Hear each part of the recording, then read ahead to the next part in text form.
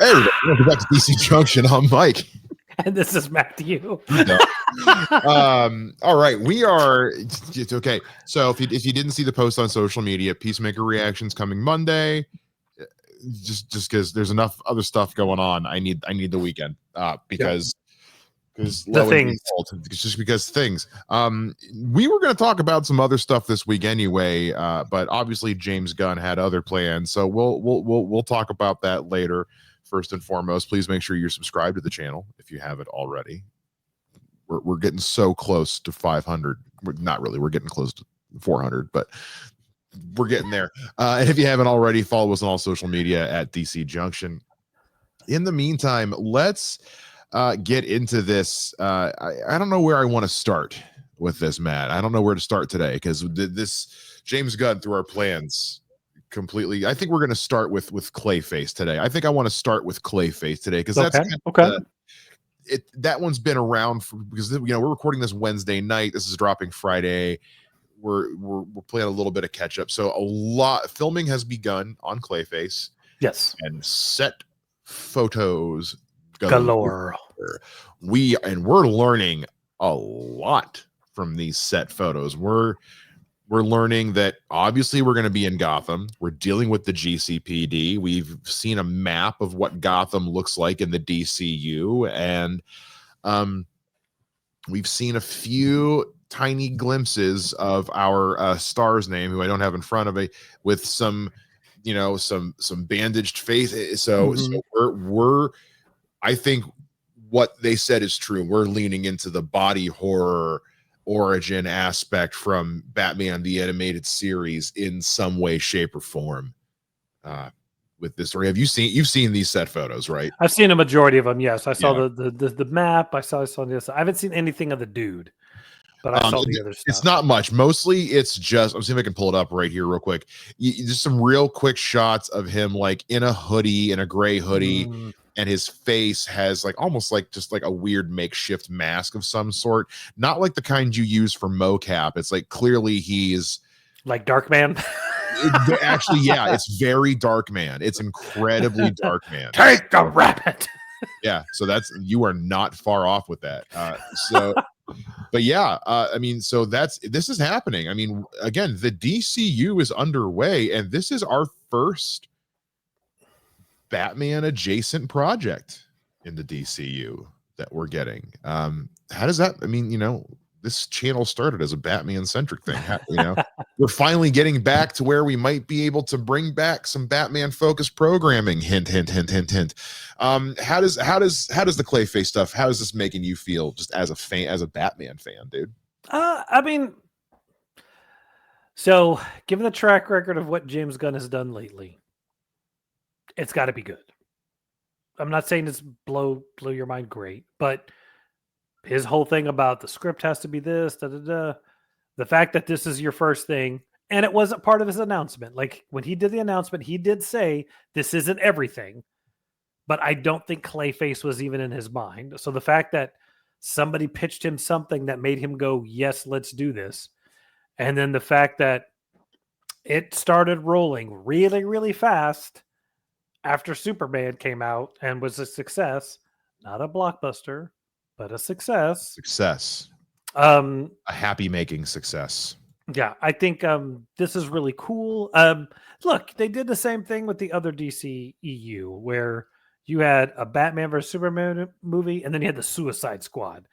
So I'm not one that says you can't do a villain movie, as long as you don't create a story where the villains are now more impressive or more interesting than the hero. Well, and no, you're 1,000% right. I mean, it's kind of to cross the streams a little bit.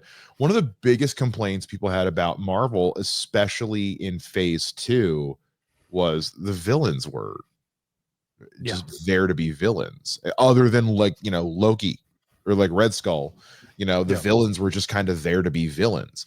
So yeah, you want to be sure it's a thin line to walk of, you want your villain characters to be impressive enough that they can stand on their own, especially your Batman ones. But you also don't want them to, upstage Batman, especially when we don't have a Batman yet. Allegedly. Oh man, those Alan Richardson rumors are just. But I still don't. It's no, anyway. He said the last thing I saw was him saying, "I'm probably going to be in the DCU somewhere. I'm not going to be Batman." Yeah. I cannot imagine him as Batman. I know the fan casting. He's got muscles and a strong jawline. Okay. Yeah.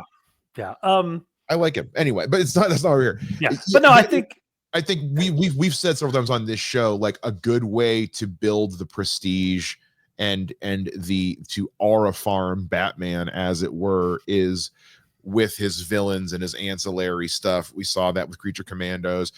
The movie's not good, but we did see it a little bit with the first Suicide Squad movie with the Deadshot and Joker scenes. So it's a way you can do that. I mean, look, at the end of the day, if the movie's good, people will like it and go see it. It's very rare that a movie is really, really good and nobody goes to see it. Let me pull up these photos for you so that you can see what we're looking at. So this is a picture of Tom Rhys-Harris as Matt Hagen on the set, and I mean, yeah, like Darkman was a good comparison. Yeah, just saying, like, yeah. There were some other ones of him in like a hoodie, like whoops. Remove the wrong person from the thing. Hey, him in like a hoodie with like a different mask on, and then did you see the ones with like the graffiti with like the Jokers and stuff like that? Yeah, I think so. Yeah. Okay, and then there was some with like the newspaper, and I'm looking at the newspaper one, and actually, I'm going to put this up for you to see. Okay.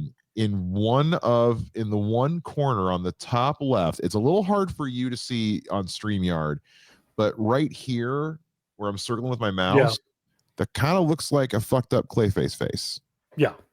So I'm kind of wondering, does the name Jimmy Red McCoy mean anything to you? And it says Gotham businessman to be held for income tax evasion. Does that name mean anything to you? It's not ringing any bells. It doesn't, but I have to fully admit that I have not been the biggest Batman diehard series of comics reader in the past 10 years. Well, I didn't know if maybe that was like a name from... Yeah, something else. Like something else that I just didn't recognize. So, all right, cool. All right, well, that's pretty much everything to do with Clayface. Again, that is still very much, and they are filming that in Liverpool. It looks like, over in Liverpool, because the lead actor is English anyway. So yeah, but no, what I was saying real quick is like, if it's a great movie, then it doesn't matter if it's a villain movie. Yeah, all success leads us to the next thing. And look, let's be honest, I don't really care. I just want a Nightwing movie. So as long as all these movies are doing well, I don't care what movies they are. Whatever gets us to Nightwing. All of these are just obstacles in the way of a Nightwing movie. Yeah. I want this to really be clear. Okay. It's cute. I love Superman. It's fun to see Batman. Give me my Nightwing. I understand. I really do. That's everything I think to do with Clayface for the moment. I want to go ahead and cover this real quick. Okay. There has been a lot of heavy speculation on the filming date of the Batman Part 2 being set for April of 2026.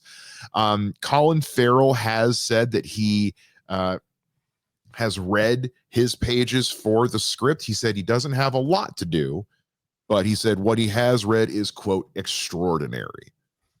Okay. Which, you know, like Colin Farrell's not one to mince words, especially as we've seen in his success tour from the Penguin. So it does have me thinking that there's a pretty good chance the opening, like, so you know how the beginning of the Batman is opening setup until he gets to the mayor's house. Yeah.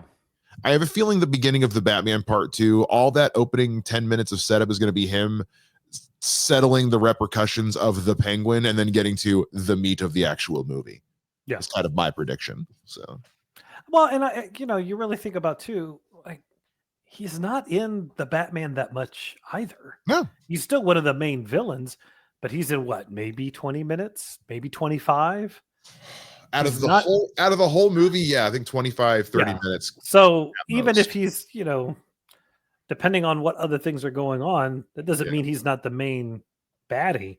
But depending on the storyline, I don't know. I think considering the way that, Riddler had like 10 minutes. Well, no, Riddler had quite a bit of screen time, all things said.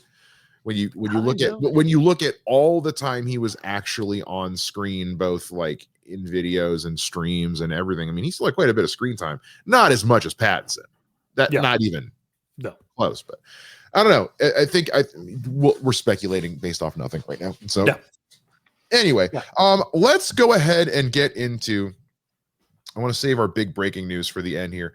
But this is something we've been really excited about. Let's get into a bit of a we're just going to stay on this Batman news here. But we read the new Matt Fraction, Jorge Jimenez run on Batman. And Tamu Mori also worked on this one. This is, so just to be clear, this is not a reboot. This is simply just a new story. It's just a new story, and they are treating this as a soft relaunch for if you want to jump into Batman comics fresh, here's a good spot. We are picking up within continuity of not Hush 2, but within the most recent Batman run, but just in a nice introductory way. We've got new tech, new costumes, new situations with some of our villains. By the way, if you haven't read it yet, spoiler alert. But Matt, I want to go to you first on this one. How'd you feel about Batman #1 from Fraction and Jimenez? At first I was like, I've missed everything because I didn't know who anybody was. Yeah, you've been out for a bit. And then the more I read it, it was easy for me within 5 or 6 pages to go, this is where we are. Like, okay, there's a completely different police state here. Yeah, you've missed a lot. There's a different complete thing.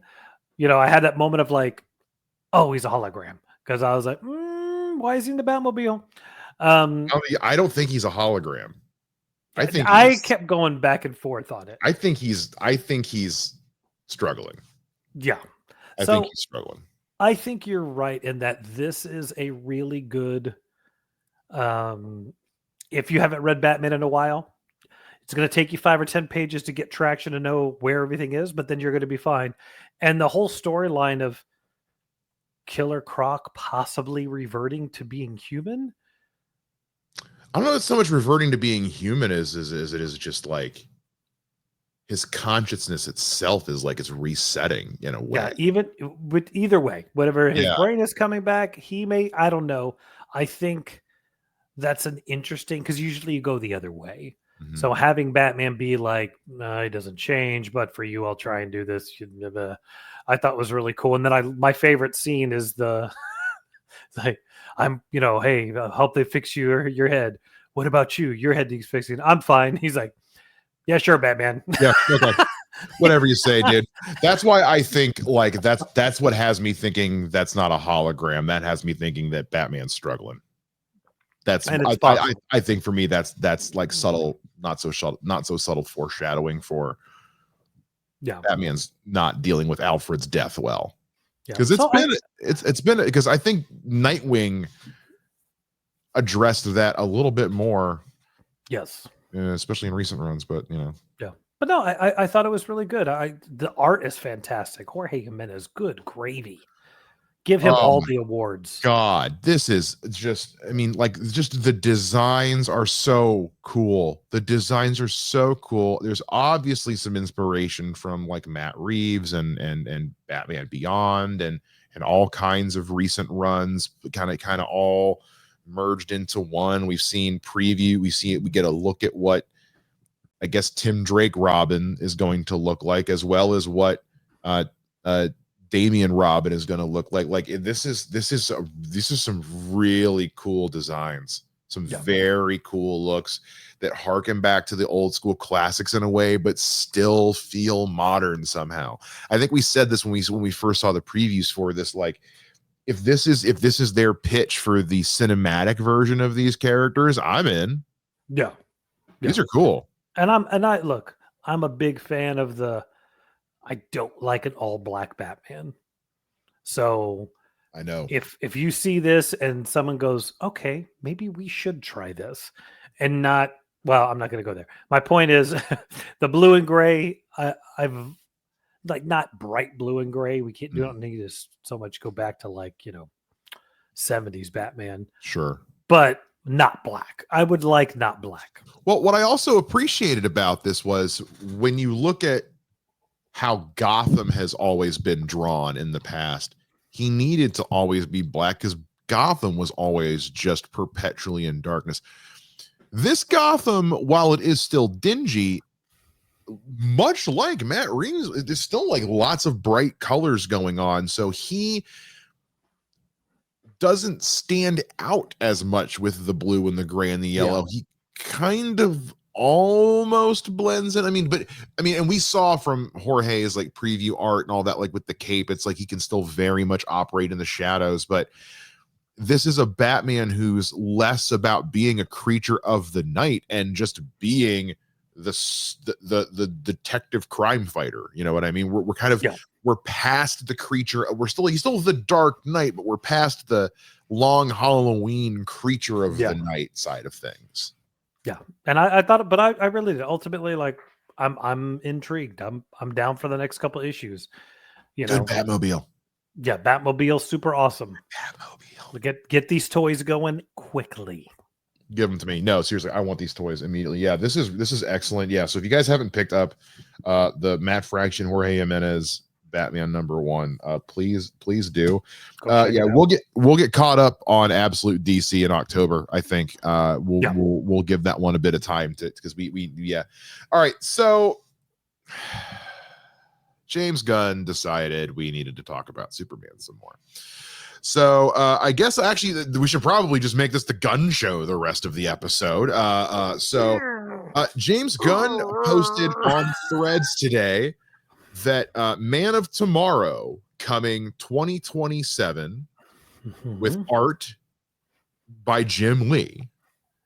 And then both David Corenswet and Nicholas Holt reposted similar images done by, one was Jorge Jimenez, and I forget who the third one was, and now I got to pull it back up because I made a note of it on my phone and I thought I would remember, but I did not. It was Dan Mora. Was it? I have no idea. I'm just throwing out popular artist names right now. Thank you. That's not helpful. That is but anyway, okay, I will Mitch Gerrits. There we go. And that Mitch Gerrits. Yep, that Mitch Gerrits. So we've also got Isabella Merced is confirmed. Like, they've confirmed the Justice Gang is coming back. But Makes then sense. Somebody asked James Gunn an important question, which is because they had said, like, hey, you recently said you were working on the next installment in the Superman family of films, not necessarily a sequel to Superman, but the next movie in the Superman family of films. And they asked if this was that. And James Gunn said yes. So this is not necessarily Superman 2. And he said Superman does play a significant role in the film, but it is not Superman's movie, which has me thinking, since it's called Man of Tomorrow, we're going the full Man of Tomorrow route. And this is all about Lex and his vie for power. And this might be the thing with him that ends with him making a run for president. I mean, the fact that the picture is specifically Lex Luthor in the green armor, I'm leaning toward what you're doing, because look, we have Clayface before a Batman movie. Why not have a Lex Luthor centric movie that Batman is in? I mean, that Superman is in. Yeah, well, especially because we know Supergirl's getting her own movie. We know that Lobo's going to be in it. And if you remember from the Man of Tomorrow animated movie, Lobo's in that. And I believe Supergirl was in that. No, Martian Manhunter was. That's what but it's just, for me, it's just one of those, it's like, let this man cook. Jesus, this man is just like whatever is going on in the writers' room at DC Studios, dear Lord. What were your when I first, because I sent this to you earlier today, what was going through your mind when I sent this to you earlier? The thing that went through my mind is that this is not an off-the-cuff decision. You don't, 3 months after your movie has been out, say, hey, the next one's coming out in 2 years, if it's not already on deck.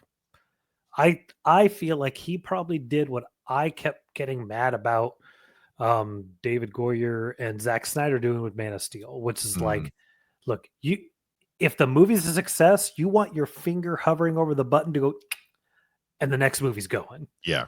So I have a feeling like, because again, this is the guy who's been saying we don't say anything till the script is done. Then he may have already had the script done and he just finalized it when, because we've talked about this before. I don't want to go too far into it, but like it was obvious. Got plenty of time. Yeah, but it was obvious after the second weekend, even the first weekend of Superman, everybody was happy. And when everybody's happy, then James Gunn gets to do what he wants. So the fact that like he probably said, "Hey guys, here's the 2 things. If it works and it makes money, this is my next 3 things."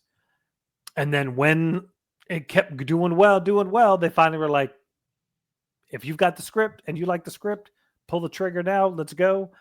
And they did. And he's been more than transparent about that with plenty of other projects. Anna Nagira getting moved from one thing over to working on Wonder Woman now, and even his own projects. He's said like Waller's on the back burner because of the strikes. The Authority, I put a pin into it because other things, like he's like, I'm letting the story go where the story needs to go. I'm not trying to force. Yeah, and for me, that just has we are now at the time we're recording this only 2 episodes into Peacemaker. Episode 3 reaction coming on Monday. Don't bite my head off. So at the time, as of now, we're only 2 episodes into Peacemaker. But even by that, we're like, we are still, we have seen a sheer amount of world building in that show. We've seen the ways in which they've course corrected with the continuity through just clever editing and ADR. It's we've to quote the guys at previewed, behold the business model. Like here it is. It's unfolding before us, and it's interesting to be seeing it kind of pseudo through the eyes of James Gunn, because he's kind of keeping all of us updated on it in a way that's comforting. You look like you have a question. He announced the movie, but has he said he's writing and directing it? Well, he did confirm that this is the one he'd been writing for a while. He had confirmed, remember, like a while back, he was working on the script. He hasn't confirmed he's directing it, but he did confirm this is the one he's been writing. Okay. I have a feeling anything Superman, not Supergirl, but Superman, I think that's probably going to be him, unless he...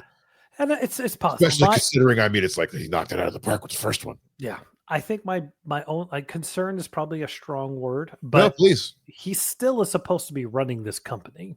Right. So having now you're 6 months into pre-production, like if they're planning 2027. Yeah. Okay. He's 6 months out to be in full pre-pro. Mm-hmm.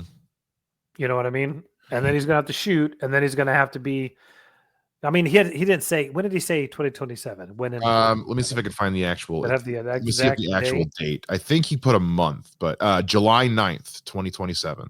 Okay, so he's less than 2 years away from that. Yeah, which means he's probably in pre-pro by the end of this year, if not before. Yeah, especially dates move. Especially if you consider the fact that how much of that stuff they already have built. Yeah. And you don't have to test anything anymore because you know how you did it. So it's possible. True. There was a relatively fast turnaround for Superman considering the special effects. Yeah, they got Superman done in about that exact amount of time. But also, to answer your point about him running the company and all that, he does still have Peter Safran. You have to remember Peter Safran's there to handle the business. Yeah. He's there to handle the creative. They're basically taking Feige's job and splitting it in two to prevent exactly the kind of thing I think you're concerned about, which is like, well, if he's making all this shit, when is he running stuff? I think he's running I think his job is to run the writer's room and just to make sure that the content machine is content machining, and Peter is there to make sure that the lights stay on.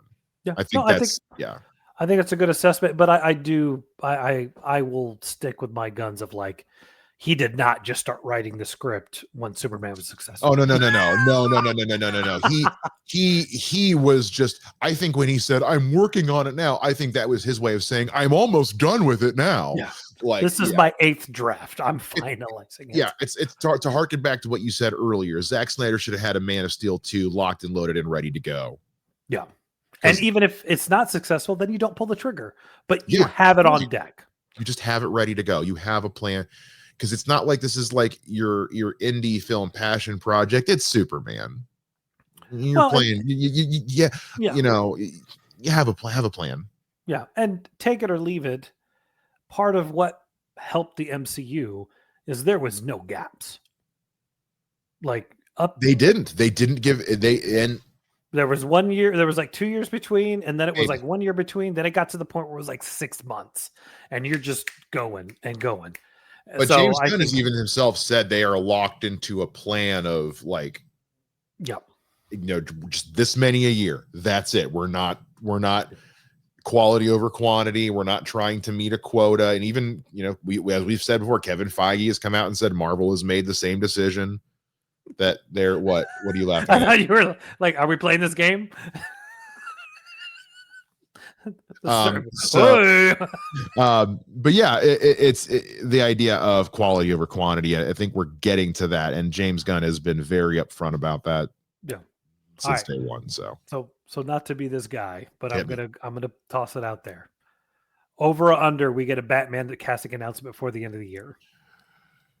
Ooh, over under what? What's the number? I don't know. I'm just 50-50. Like, what are the odds? I mean, I think the odds are low. I'm going to be honest. I think the odds are low. I think they're pretty low. I'm skeptical only because like, even though I'm the person who's like, just do the things you should do, there's also a part of me like, that's crazy. You're going to give me a second Superman movie before there's a Batman and Wonder Woman even announced their casting.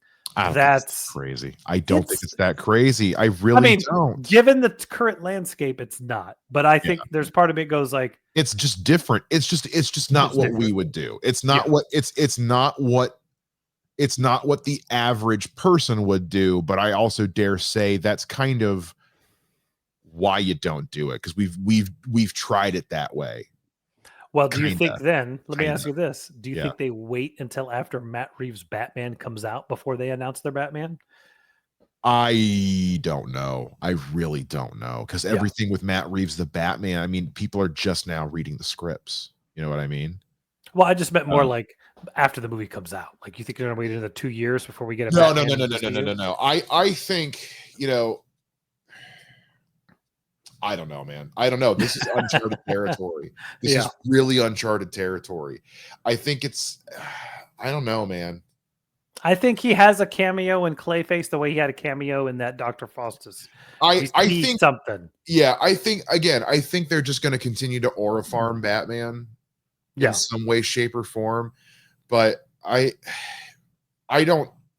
And I'd have to go back and check. I feel like James Gunn may have said something about, I don't think we're going to actually physically see Batman until he's in his own movie. Yeah, because I feel like that's just with Spider-Man, it was different in Civil War because there was a rights and royalties. There was a rights issue.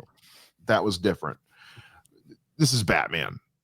Yeah. So I feel like short of introducing him in a Justice League movie, having him introduced in anything other than his own movie is different. It's that's going to be too jarring for fans. I'm going to be honest. I think what if he's in Man of Tomorrow, bro?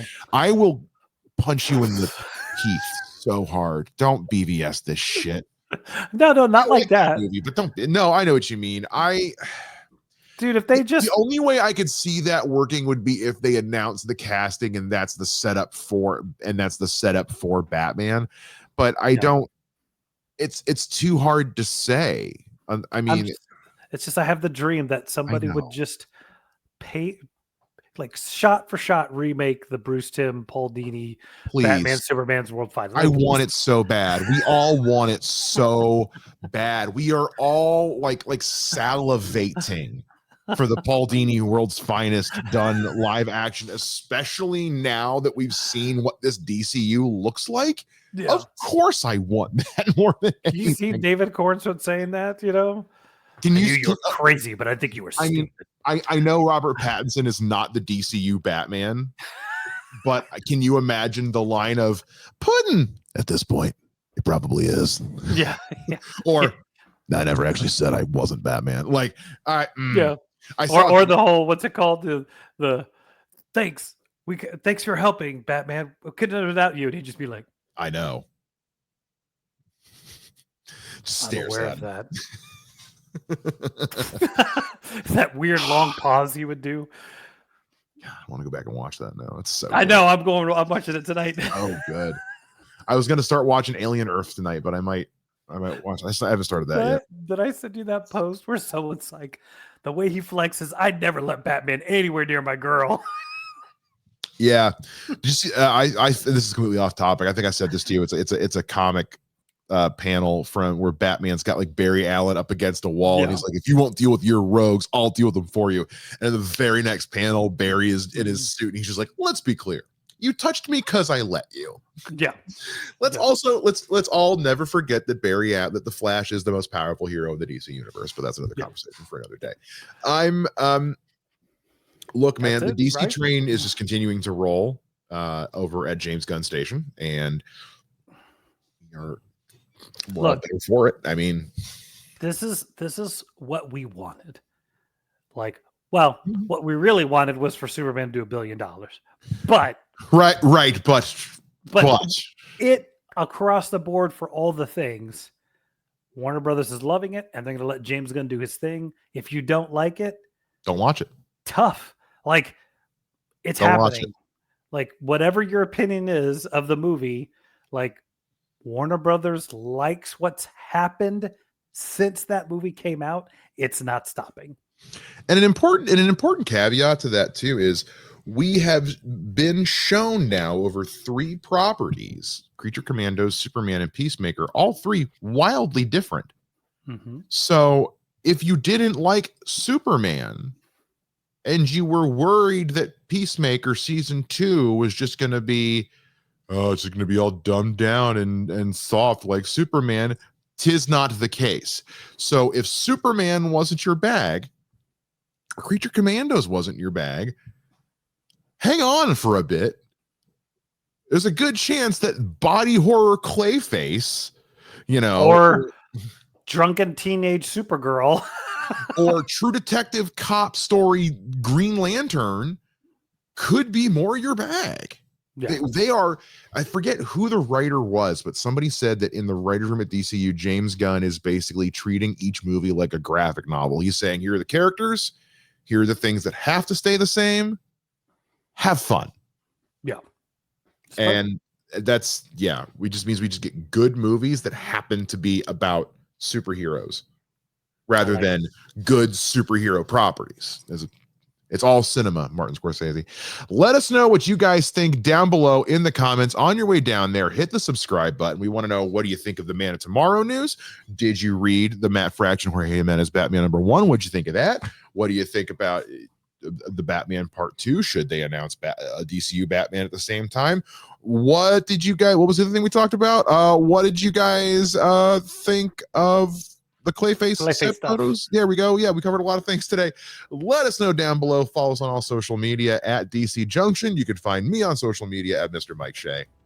You can find me across all social media at The Hustle Man. That is going to do it for this episode of DC Junction. We'll see you guys again next time. There's something DC to talk about. Bye-bye.